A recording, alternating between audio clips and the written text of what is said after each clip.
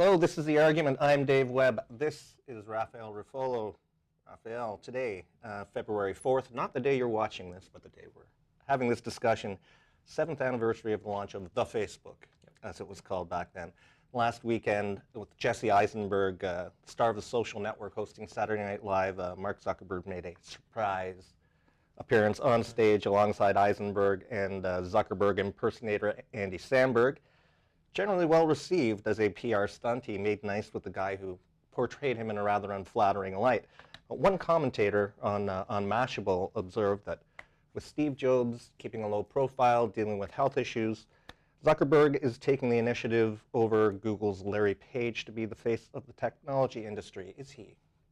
I think you're right, he's definitely making an effort. He was the cover story for the Time Magazine Person of the Year as well.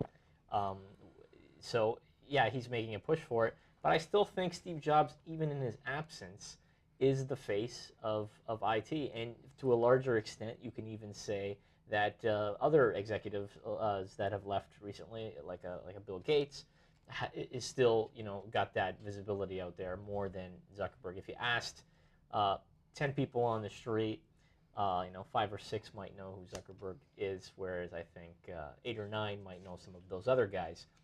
And even looking forward, another person that I think can take this mantle as being a very recognizable face in IT and technology is Julian Assange. We saw the whole WikiLeaks scenario. He was, his face was plastered over the global media for weeks. Julian Assange happens to be a developer, and I don't think his presence is about technology. His presence is about what goes on in the dark corners of democracy more so than it is about technology. Sure, but being a hacker,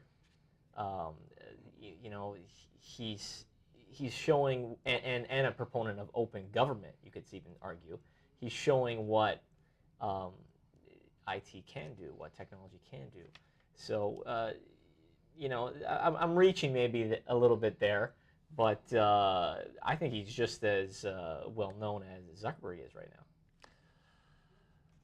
Julian Assange doesn't have an Academy Award nominated movie yet.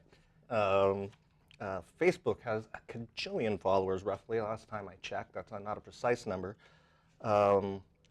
It's funny, I look at this comparison now, and it's almost funny. I mean, more people know who Zuckerberg is than, say, the CEO of General Motors, and that maybe just speaks to how irrelevant the auto industry has become. We don't know we don't have a face for Twitter, the person who runs Twitter. Biz Stone. I didn't know that. We didn't know. We don't know the Google founders. So yeah, Zuckerberg has really stood out with that crowd. How about for our audience on the enterprise side? Anybody stand out? I think you got to take Larry Ellison. He lives an eccentric life. He rides around on his yacht. He does his racing around the world or whatever it is he does. His press conferences are always hilarious. So I'd have to say him over anybody else. He's definitely got a character and his reputation for liberty, shall we say. How many people on the street would know him if you mention the name? I would venture if you asked 10 people, none. You got to give the general population some credit, maybe 1 or 2. But similar to a guy like Ballmer as well, who's really over the top.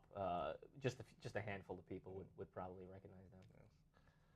The more important question: who is the best Zuckerberg of the three? We've got Andy Samberg, Jesse Eisenberg, and Zuckerberg himself. I don't know how you can outdo the original Zuckerberg, so I gotta vote for him. But when we go with Steve Jobs, I prefer fake Steve Jobs over real Steve Jobs.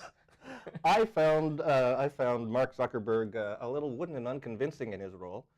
I'm going to go with Jesse Eisenberg.